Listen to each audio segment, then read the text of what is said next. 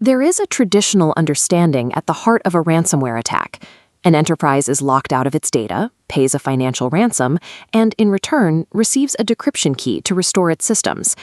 A group known as VECT 2.0 recently entered this ecosystem, operating a formal ransomware as a service model that seeks to exploit that very trust. They market a triple-threat business model: exfiltration, encryption, and extortion, requiring new affiliates to pay a $250 entry fee in Monero just to join their dark web network.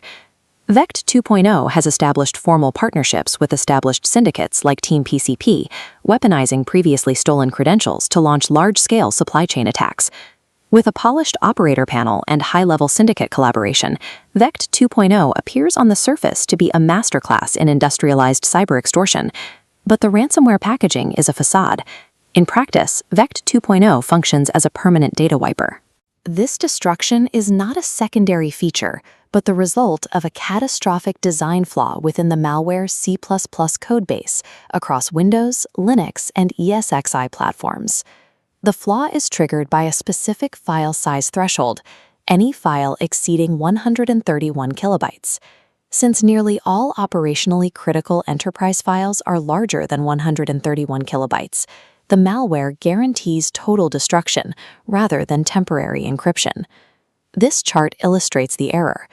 To process a large file, the malware divides the data into 4 independent quarters for encryption.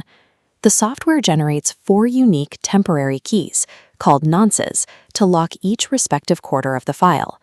The fatal coding error occurs here. The software only saves the final key to the disk. The first 3 are generated, used, and then completely discarded. Without those matching keys, reversing the encryption on the first 3 quarters of the file is mathematically impossible.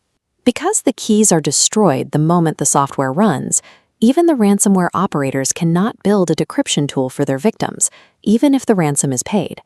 This level of operational devastation raises a question. Is VECT 2.0 a deliberate cyber weapon or a colossal mistake made by amateurs? The ESXi and Linux variants of the malware contain specific geofencing checks that offer evidence of how the software was likely assembled. Most syndicates stopped excluding Ukraine from their target lists years ago, yet VECT 2.0 includes code that explicitly protects systems in that region. Threat hunters suspect these outdated checks indicate a novice team relying on old codebases or AI-generated scripts trained on out-of-date data. The reality of VECT 2.0 isn't advanced warfare. It is the danger of amateur actors wielding broken, industrialized tools they do not fully understand. For enterprise victims, this creates a nightmare scenario where the traditional ransomware playbook no longer works.